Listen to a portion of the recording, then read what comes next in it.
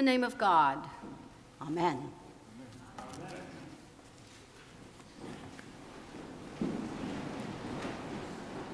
Some of you may be wondering who this strange preacher is today, an unfamiliar face in the pulpit on Christmas Eve. I'm your stand-in preacher today while Kate and her family, many of you know, is now recovering from COVID. I serve on the presiding bishop's staff as the director for ecumenical and interreligious relations, and happen also to live in Rye. So I'm grateful to be here with you all today and wish you all a Merry, Merry Christmas.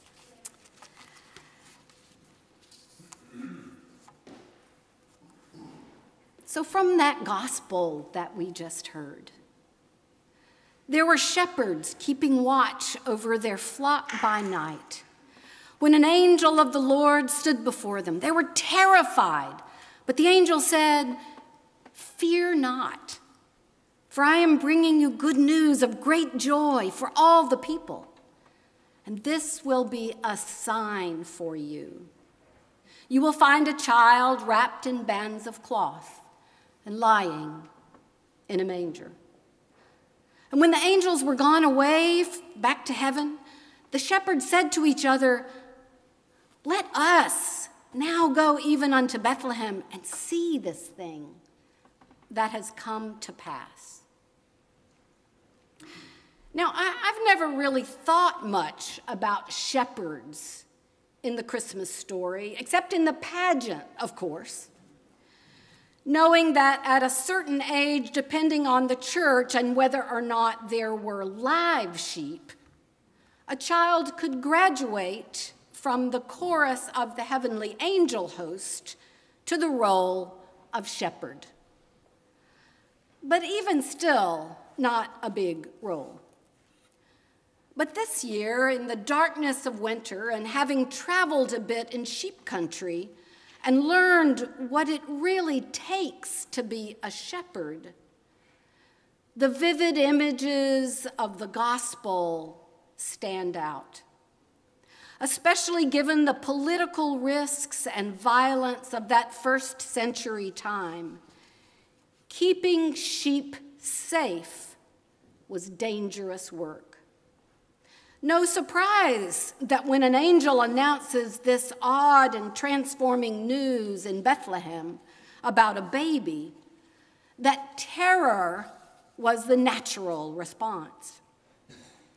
And to be sure, whenever an angel shows up in the Bible and says, "Fear not," you know there is every reason to be very afraid. So with what I imagine to be enormous courage, the shepherds set out. Let us now go to Bethlehem to see for ourselves. And what they saw, of course, was the scene we read about year after year in that familiar story. And yet, I wonder about today. What if the angel came to us? Could we go to Bethlehem too, to see for ourselves? Could we go symbolically anyway this day unto Bethlehem, to walk that way with courage and care, to see what the angels foretold? What will we find there this night, in these days? A manger, perhaps. Newborn babies, for sure. Mary and Joseph, probably not. But others who haven't come for taxation and registration, but certainly for refuge. You've perhaps seen the pictures in the recent news. Today's Bethlehem, that treasured birthplace of Jesus, is under siege. I suspect that many of you have been there, in some better time, on a pilgrimage perhaps, or seen it all in a documentary.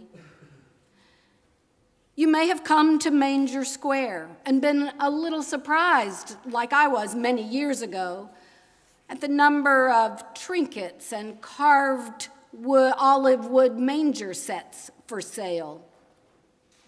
Too much commercialism, my self-righteous 20-year-old self once thought.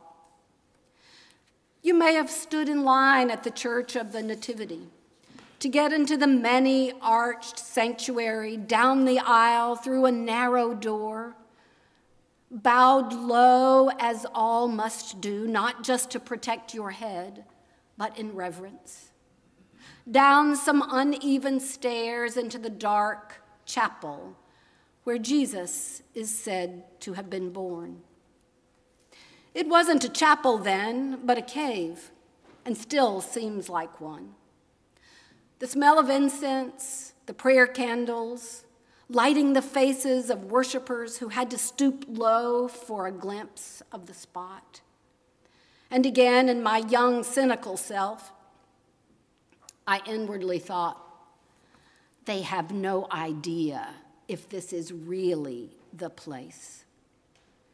Brought up short, however, the chanting of the women, the darkness lit by the votives, and the very air was sacred space, God's space, making the exactitude of geography unimportant. Let us go there, the shepherds said, in spite of their terror. And so they went, to keep watch over the fragile newborn and his parents. This year, journalists in the last few days have been reported Christmas is canceled in the Holy Land. What they mean, of course, is that the lights, the giant tree in Manger Square, the frivolity, the joyous family gatherings are gone, and even many of those olive wood stores are closed. But if you ask Father Nabil Tarazzi of the Greek Orthodox Church or Lutheran pastor Isaac Munter, they will let us all know that Christmas is very much not canceled in Bethlehem, but needed and celebrated more than ever, just differently. And if you go to Pastor Munter's Bethlehem Christmas Church, you will see a nativity scene. For a moment, it looks familiar, like a manger with surrounding angels and animals, Joseph and Mary, albeit with searching and worried looks on their visages. But there in the middle of this scene is the baby Jesus, lying not in a manger, but a cradle of rocks, wrapped not in swaddling clothes, but in the cloth of a keffiyeh, in solidarity with those who are dying in Gaza, in Israel, and everywhere in that land of the Holy One. Christ in the rubble, this is called. Yet in spite of the rubble, this Christ too is a symbol not of death or failure or despair, but of life and strength and hope, even in the midst of so much suffering. This night in Bethlehem, it's later than we are here. The carols have already been sung. Worshipers have gathered for Eucharist and worship, and they've read the stories and claimed the abiding presence of Jesus and one another. So tonight, this Christmas Eve 2023 for us, let us in our hearts go there too, in our prayers, in our actions, in our solidarity with those who are hungry or broken or seeking shelter or alone. Let us go to those places, not just in Bethlehem or in the war-torn countries far away, and there are too many of them, but here too in our own places, in our country, in our neighborhoods, our families, our own homes, our hearts. For the good news of the shepherds is heard also here, in these places where we too need hope, amid the violence of our own time, our own country. The hope that is a baby, not a strong man, but a child, not a new ruler, but a different kind of rule. That is Jesus. We need Jesus more than ever this year, said Simeon Beit Jolly of the Roman Catholic Church in Nazareth, to show up, not to fix things, but to remind us of who we are. Human beings, all of us, made in the image of God. Jesus, too. The great mystery of the incarnation is that God enters into the mess, the pain, the complexity of our lives, as well as its joys and rewards. God doesn't reign from heaven in splendid isolation, but engages with the earth, with those of us who are here, and is our hope every day. Not just far away, as I said, here too, and in concrete ways.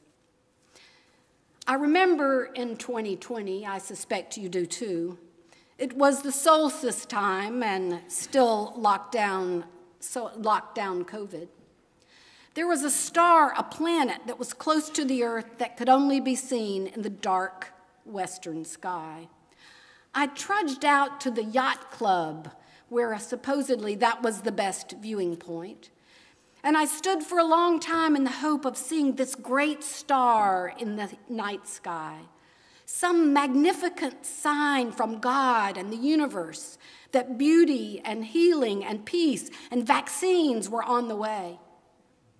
I saw a small dot, I think. It wasn't very impressive. And then as I went home on this darkest, longest night, having gazed at the sky for brightness and hope, I became aware of another light.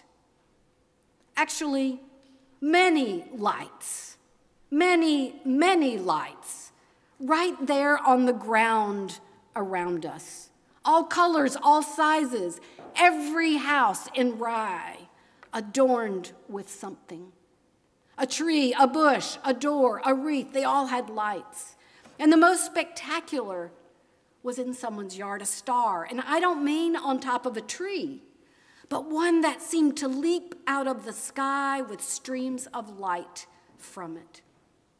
Hope in the darkness, not from on high, but among us, with us. This is the Jesus story. It is the Christmas nativity, I believe at its most truth-telling. For while I am gazing at the sky, for some spectacular sign from God to give hope to our time, God's people on the ground are creating light, creating hope, offering the gift of companionship to the neighborhood, an act of kindness, resilience, and even defiance.